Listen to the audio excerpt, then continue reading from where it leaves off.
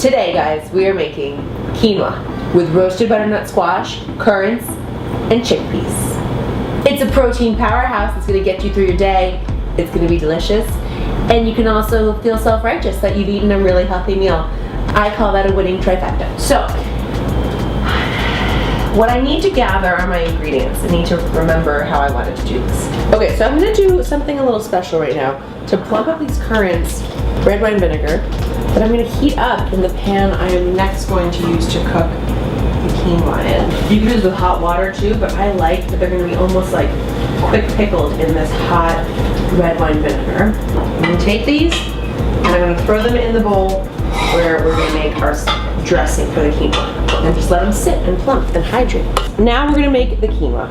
Quinoa is actually a seed and it's a complete protein and it's a vital part of my week. Here's the first step. We're gonna rinse it.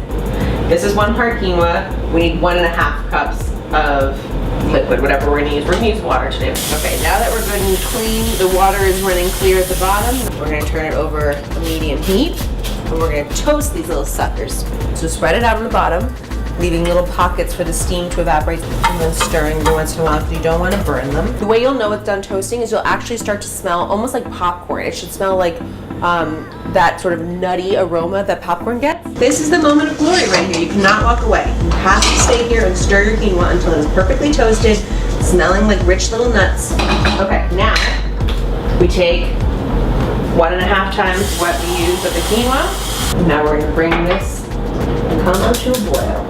And drop it to a simmer, cover it, and let it rip for like 15-20 minutes. Guys, you'll see what I did here. To save myself some time, I bought the pre-cut chunks of butternut squash. There is no shame in that game. The only thing you do want to do is go through and make sure everything's pretty much evenly sized. Now I'm going to sprinkle with chili, cumin, and a little bit of oregano. And now these are going to go into a 350-degree oven. What we're hoping for is deep golden brown crust. That's going to give us a really nice texture for this salad as well. So our quinoa is cooking, our butternut squash is in the oven roasting, and I'm going to get to work making this quick little vinaigrette. So I'm just taking out the sort of slippery top level of the scallions. Take off the ends.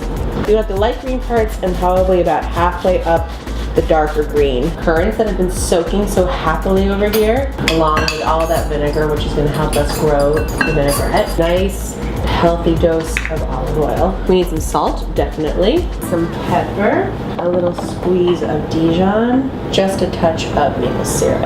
Oh, it smells so good already. Come check this out. I have not touched this quinoa since you saw me stirring it before. See these little pockets, these little like air bubble holes?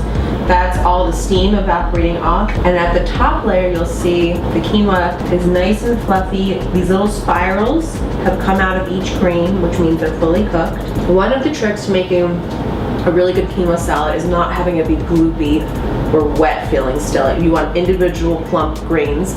And the way that you do this is you don't stir it when it's cooking. You don't want to mush it all together. I really left this alone and let it do its wonder. And then the way you test if it all is cooked is you go and see there's no liquid left at the bottom there. That's exactly how you know your work here is done. Oh, it's so steamy. Fluff like a mofo.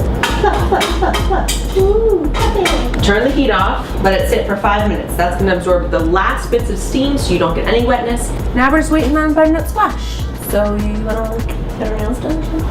Alright guys, it's time for the moment of truth. Quinoa! You know? I'm like talking to myself. That quinoa is going to drink up all of our delicious dressing. Go for about half the quinoa, because we can always add more. Add in our chickpeas. You can see it's already starting to drink up all of that delicious vinaigrette that we have at the bottom. Okay, now just to give it a little punch of greenery, I'm literally just going to tear flat leaf parsley right into the bowl. And that is going to just brighten up this whole dish.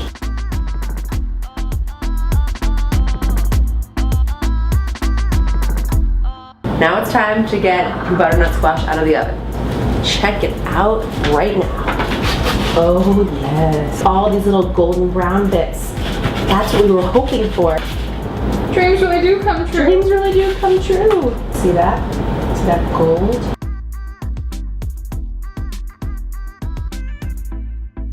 It's so sweet. I can't even stand it. It's so sweet and savory.